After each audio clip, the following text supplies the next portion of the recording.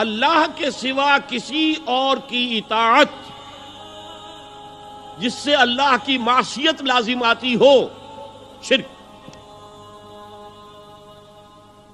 لا طاعت لمخلوق فی معصیت الخالق، مخلوق میں سے کسی کی اطاعت نہیں ہوگی یہ اس معاملے میں جس میں خالق کی معصیت لازم آ رہی۔ ہاں، خالق کے احکام کے اندر اندر والدین کا حکم بھی مانو، اطاعت کرو،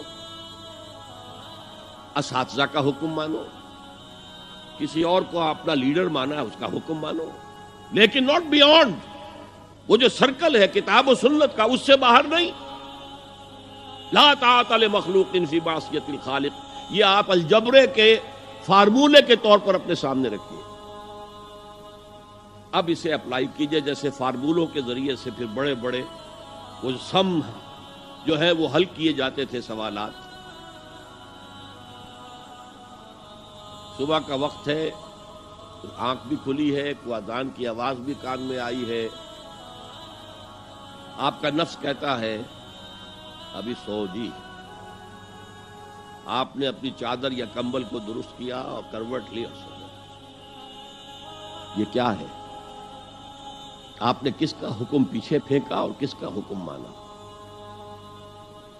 اللہ کے حکم کو پیچھے پھینک دیا، نفس کے حکم کو آگے رکھا۔ یہ شرک،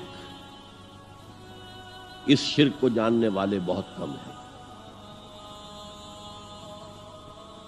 مولانا روم نے خوب کہا تھا، نفس ما ہم کم ترس فرعون نیست لیکن ایراعون نیست۔ میرا نفس بھی فرعون سے کم نہیں ہے۔ فرعون نے کہا تھا نا الیس لی ملک مصر وہذہ الانہار تجری من تحتی، کیا اس ملک مصر کی حکومت میری نہیں ہے؟ اور سارا جو یہ آب پاشی کا نظام ہے، انہار کا نظام ہے، وہ میرے کنٹرول میں نہیں ہے؟ جس کا چاہوں موگا کھلا رکھوں، جس کا چاہوں بند کر دوں۔ یہ تھا خدائی کا دعویٰ، انا ربکم الاعلی۔ تو مولانا روم کہتے ہیں میرا نفس بھی اس سے کمتر نہیں ہے۔ وہ کہتا یہ جسم میرا ہے، اس پر میرا حکم چلے گا، میں نہیں جانتا کون اللہ کون رسول، کیا حرام کیا حلال۔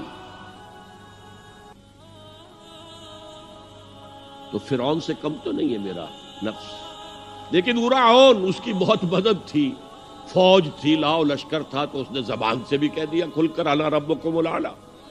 میں مسکین ہوں، غریب ہوں، میرے پاس کوئی طاقت نہیں ہے، میں زبان سے تو کچھ نہیں کہہ سکتا، اندر سے میرا نفس یہی کہتا۔ یہ نفس کی حکومت قرآن کہتا ہے، میں حیران ہوتا ہوں۔